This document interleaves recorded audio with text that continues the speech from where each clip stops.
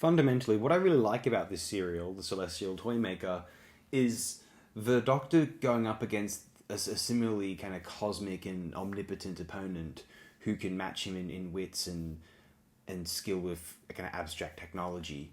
And I think The Celestial Toymaker, portrayed by Michael Gough, is a really great prototype for a character like the Master, for example, or the much later on the Valiard in The Trial of a Time Lord.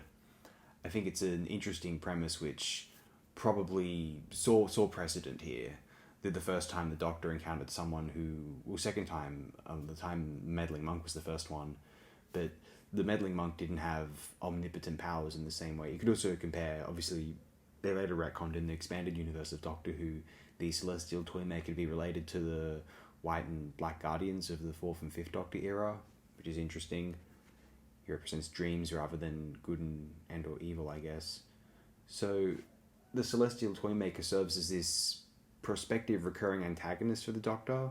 Obviously, Roger Delgado's Master became a prominent example of this archetype throughout the Third Doctor's run. It's almost hinted at toward the end of this serial that the Celestial Toymaker might become a recurring villain. Maybe Michael Gough was too busy, maybe they had other better things to do.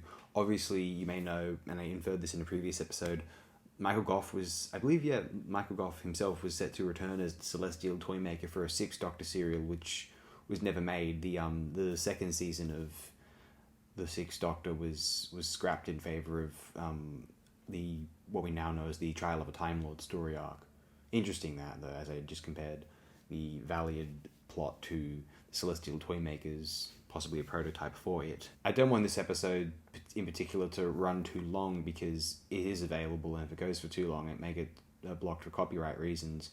And so I'd like to just read out aloud now a little bit of the reception tab, because there isn't much here on the Wikipedia article. The BBC's audience research report on the final episode found that it had little appeal for a large proportion of the sample, over a third of whom actually disliked it.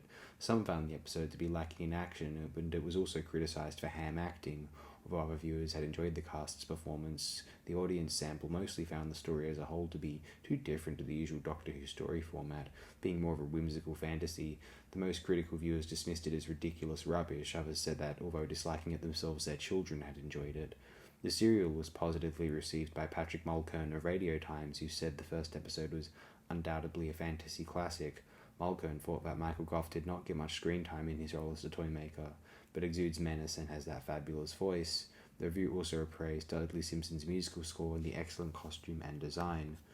It's fair to say that episodes 2 and 3 suffer from a lack of William Hartnell, although by the time that the episode finishes, all we remember is how great it started and how great it ended.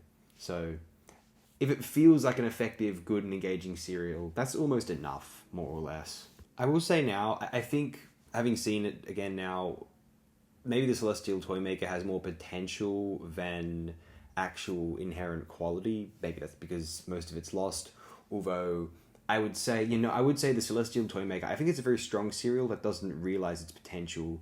If it was more of the original intent, as it's been stated, as it's been claimed, that there was meant to be more of a battle of wits between the Doctor and the Toymaker, rather than this kind of farce with Stephen and Dodo going up against, live action, real life playing cards, and what's his name, Billy Bunter, excuse me.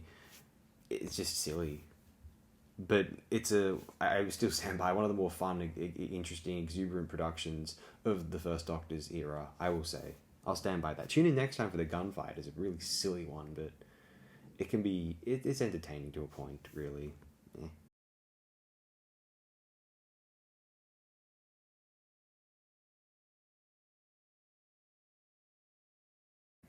I don't think you can really tell here, but the Doctor, he's used his last move against the Celestial Toymaker, he's announced it with the Toymaker's voice. And so the Toymaker's dimension believes that the Toymaker has made the play, and so the Doctor ends up winning. I think it's clever. Yeah, it's clever. Oh, and don't panic, he's just gotten a toothache from some hard candy.